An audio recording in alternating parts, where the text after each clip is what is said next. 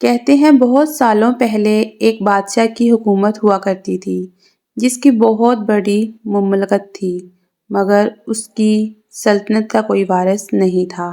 اس بادشاہ کی 7 بیٹیاں تھیں اور کوئی بیٹا نہیں تھا۔ ایک دن بادشاہ بہت خوش ہوتا ہے اور وہ اپنی 7 بیٹیوں کو بلا کر کہتا ہے کہ آج میں تم سب سے ایک سوال پوچھوں گا۔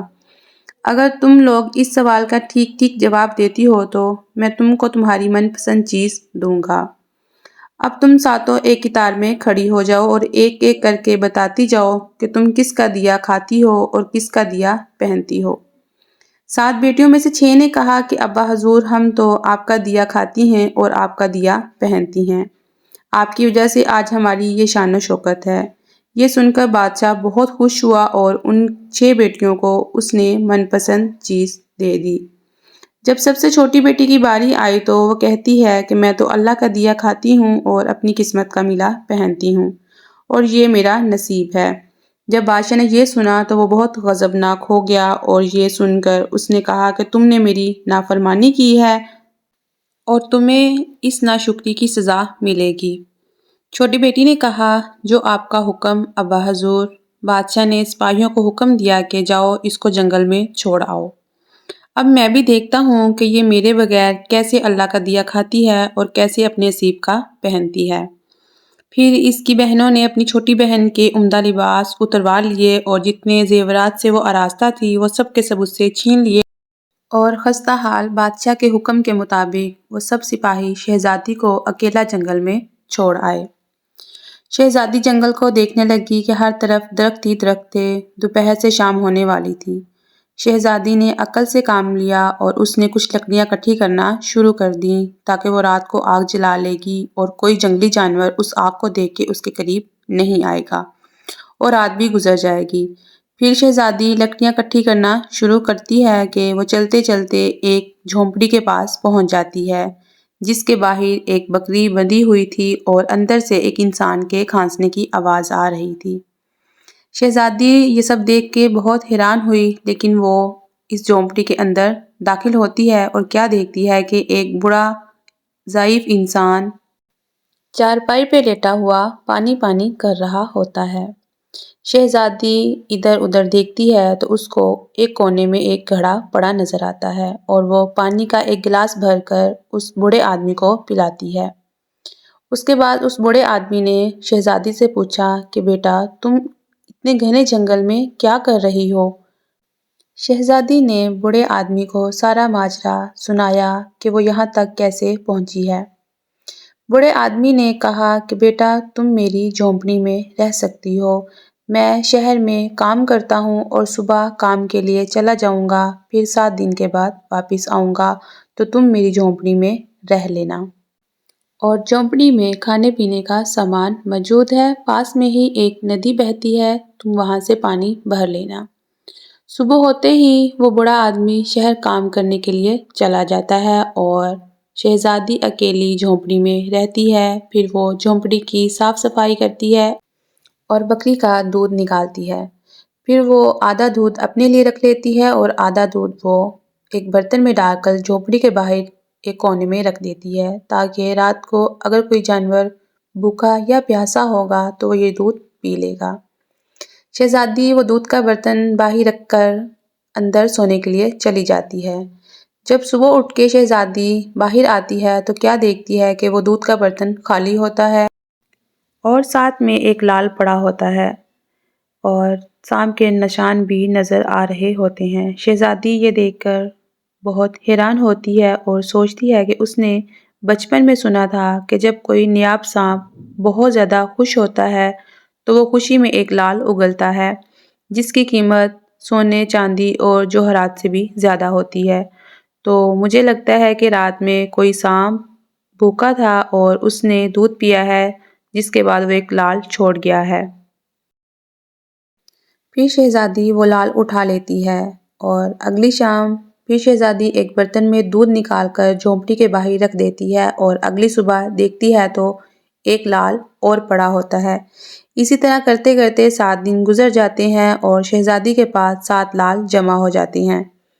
7 دن کے بعد جب بوڑھا آدمی شہر سے جنگل کی طرف آیا تو شہزادی نے سارا ماجرا اس بوڑھے آدمی کو بتایا اور اس بوڑھے آدمی کو 3 لال دے کر شہر بھیجا کہ جاؤ اس کو بیچ آؤ اور واپسی پہ آتے ہوئے اپنے ساتھ محل تعمیر کروانے والے کچھ مزدور بھی لے کر آنا۔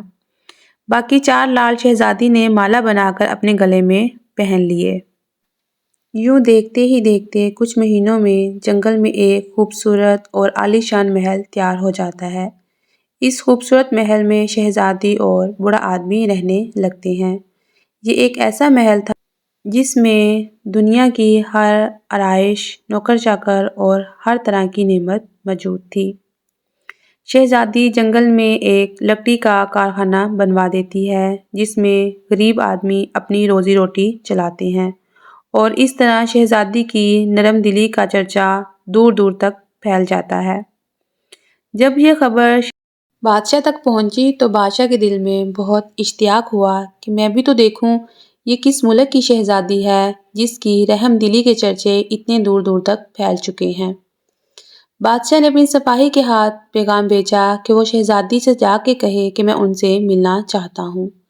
جب بادشاہ کا سپاہی شہزادی کے دربار میں حاضر ہوا تو شہزادی نے کہا کہ میں ملنے کے لیے تیار ہوں، لیکن میری ایک شرط ہے۔